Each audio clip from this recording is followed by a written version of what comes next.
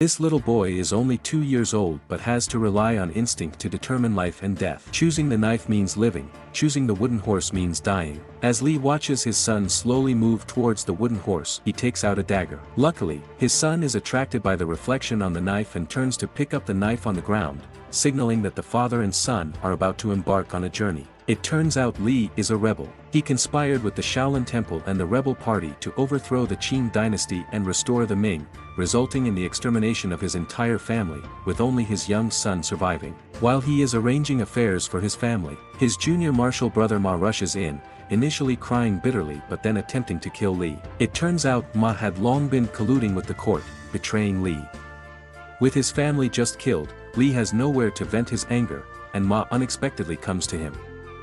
Although they are outnumbered and Li has to protect his son alone, his exceptional martial arts skills keep him from falling behind. After a few moves, the henchmen all defeated, leaving only Ma. Although they were taught by the same master, Ma has always been inferior to Li since childhood. Ma has learned some crooked ways, he can never make up for the gap in raw strength. After a few moves, Ma is defeated by Li.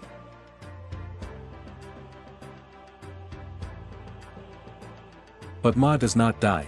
Time passes, and a few years later, Li takes his son into the city. Because they have been hunted for years, they are now extremely poor, struggling even to have enough to eat. So Li plans to entrust his son to his own elder brother, but unexpectedly, his brother has also sided with the court and sends people to ambush Li in advance. At this point, Li shows no mercy. Li tells his son to remember not to have mercy on enemies.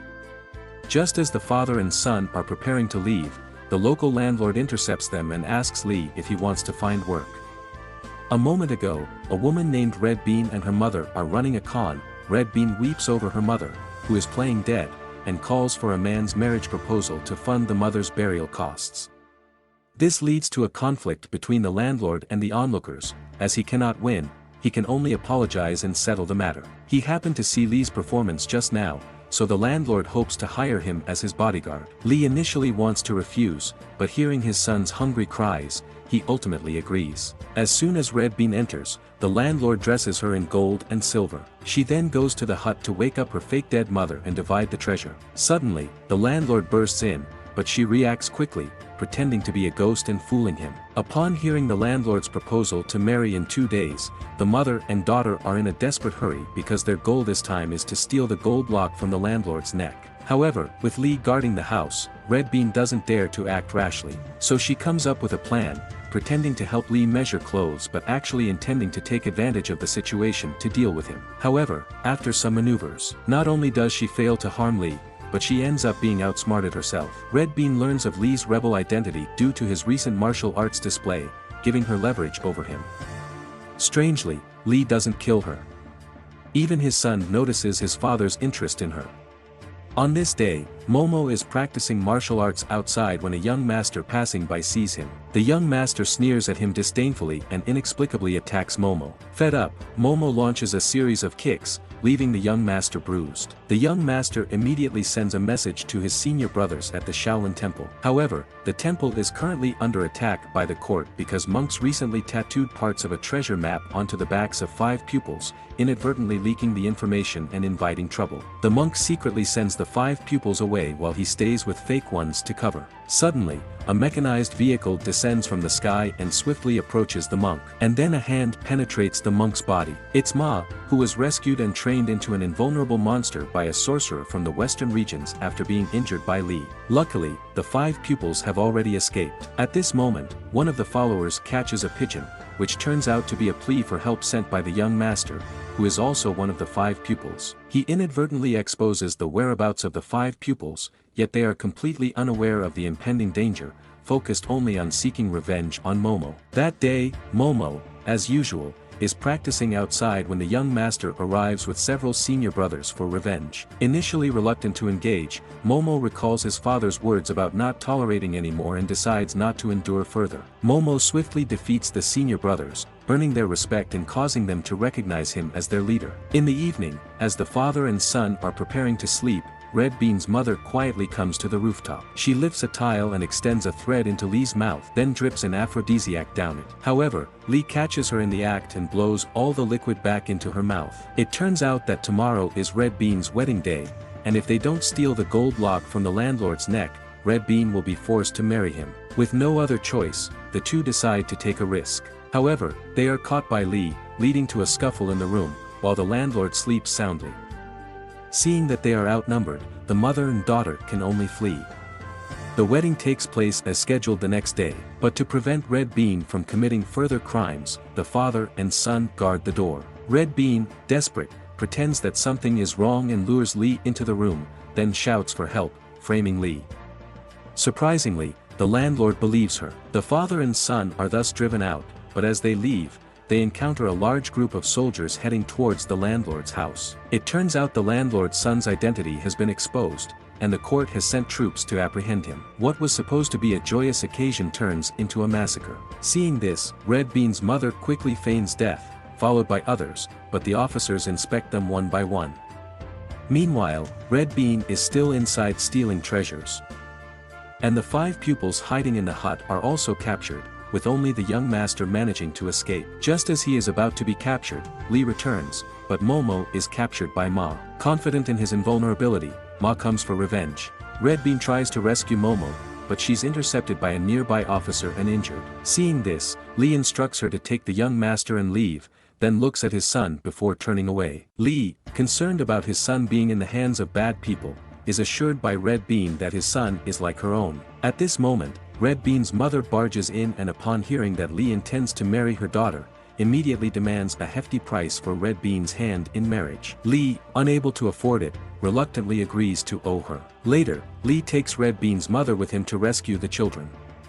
She intends to ambush them, but failed to notice a large group of soldiers waiting in formation. She went to prison with resentment, and the children nearby didn't understand what was happening. Suddenly, a spear pierced through the wall. It was Lee, who instructed the children to leave from the back while he alone went to rescue Red Bean's mother. However, before they could leave, the persistent Ma reappeared in a mechanized vehicle. Lee told her to go first while he stayed behind to buy time. Since his resurrection, Ma has had absolute defense. No matter how Lee attacks, he can't harm him. Seeing no other way, Lee takes out explosives, prepared to sacrifice himself. At that moment, Momo returns and stops Lee. Lee, distracted, gives Ma the chance to kick away the explosives. Just as Ma is about to harm Momo, Lee thrusts a spear into his leg. Momo then places the explosives beneath Ma as he falls, causing an explosion. Father and son narrowly escape, but Ma survives. With New Year's Eve approaching, Lee plans to hand over the 5 pupils to the rebel leader. They go to a town to meet the contact person and find themselves in a wax museum. Inside, eerie and terrifying, with motionless wax figures. The owner, a strange man in a suit and tie, is their contact person. Following his guidance, they find the Red Flower Pavilion. As the red flowers fall, a group of white-clad youths descends from the sky.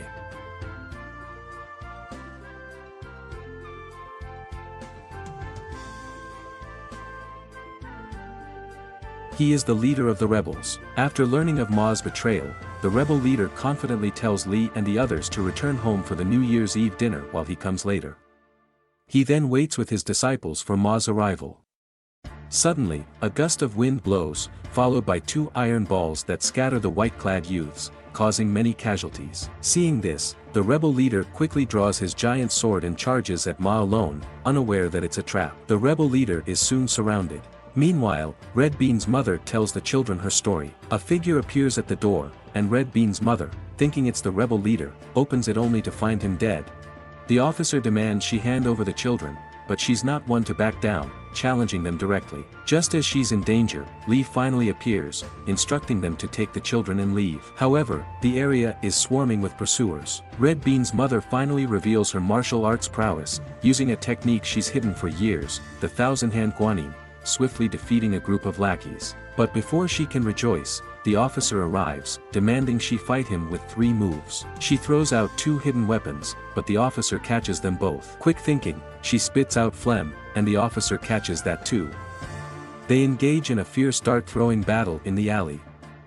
And the officer's lower body is riddled with darts.